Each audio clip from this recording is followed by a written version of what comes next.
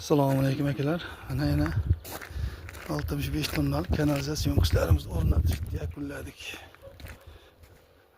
Ana shu kichkinasi 15 tonna kuxna uchun, ana biz 50 tonnalik hojatxona uchun. Hamma ishlar qo'ldan chiqdi. Boshda birinchida turgan qizil trubaga, tomondagi sekovlarga hakdanadini trubalar shu kanalizatsiya ulanadi, o'rtada turganlar ular pajarni xod deyiladi.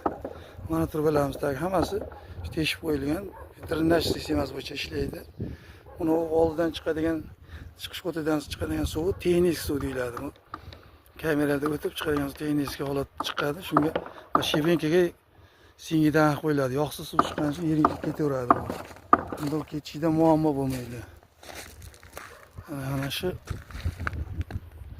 chekada uzun trubalarni adishga demoq deydi. Bu yerda ham bitta bor, bu chekada ham bitta qo'yganmiz. O'sha suvni yerga bosim bergani bu.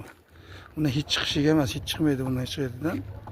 Faqat o'sha yerga suvni bosim bergani shu qo'yiladi. Ana shu holatda unday, xolos qo'ldan chiqdi bu.